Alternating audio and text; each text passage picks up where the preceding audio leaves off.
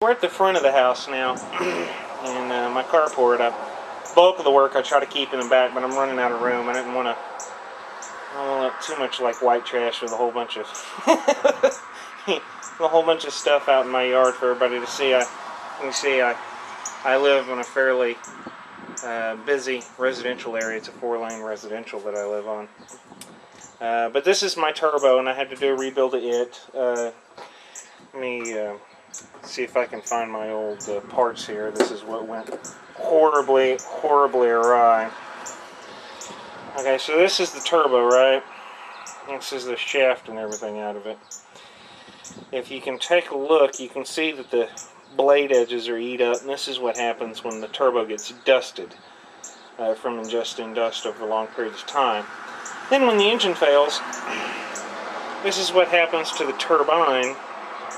And you put it up against a nice white background there. This is what happens to the turbine blade when the engine fails and it ingests its own rings and then chunks them into the turbine. So that was pretty much hosed. These are hard shafts to get a hold of. This turbine wheel and this shaft are all one assembly. I went to a company called turbosupply.net. I was able to get a new turbine shaft and assembly for about $150 or so. Then I got a new wheel here, and all seals and bearings and everything for a full rebuild from a eBay seller that sells rebuild kits. It was about a $170 or so. So a little over $300 now, fully rebuilt turbo. Now the housings are still good. They weren't scratched up, they weren't gouged or anything, so there wasn't any in-play in the shafts, just that the wheels were eat up. So it's still a good turbo. I cleaned it up a little bit, put some paint on it. I got flame-proof ceramic exhaust paint on the exhaust housing. Same engine paint I used on the engine, on the center cartridge.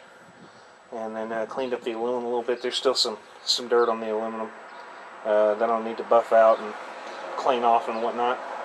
And then this is what I promised you, my transmission. Right now, I got a manual for it, ATSG manual. It's surprising to me it wasn't as complicated as most people think they are. To tear apart. You do it with screwdrivers and about 3 or 4 sockets. Most of it throughout the core is snap rings as you gut the insides of it. The socket, there's about I don't know, like 8 bolts or so on the front pump cover. There's 3 bolts on the center support, and the rest of the core is snap rings. Most of your bolts are going to be pan, external stuff, valve bodies, that sort of thing. So it's not that hard. As long as you have a manual where you know to put everything back together right. This is going to get new clutches, new steels, new seals. Probably go in and replace a few bearings while I'm in there to measure.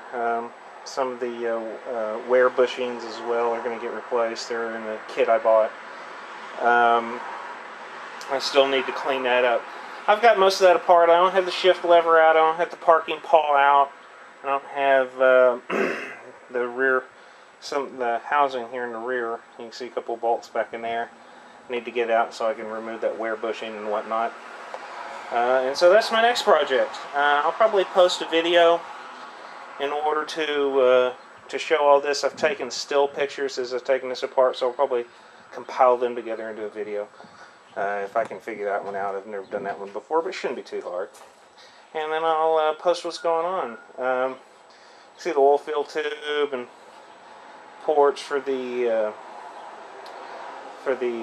solenoid pack connector, and the cooling lines are in there and whatnot. And so it's pretty good. That's a little pan I got up here hanging out for the engine. Powerstroke problem with these oil pans rusting if you're in a climate where that becomes any kind of an issue. Northern climates where they like to use salt on the road. Now I'm out here in West Texas, we don't use that, but there were a couple of dings, some paint missing, a little bit of surface rust. I decided to get paranoid about it and painted it with the high temp wrinkle finish, and I decided that wasn't enough, and I went back with undercoating that they use in the vehicle to give it a nice rubberized finish on the outside. Hopefully it'll resist chipping and whatnot pretty good. So, that's what I've been up to lately. If anybody has any questions, comments, feel free to post them. Take a look at my blog. The main reason for the blog is to have in the video, get some more detail. There's not a lot of this information available in sort of one page or one site sort of place, so I decided that it would be a good idea for Powerstroke owners to kind of know what I was doing, kind of get an idea of the trials and tribulations, as it were. So feel free to comment, feel free to take a look at the blog, and let me know what you think. Thanks.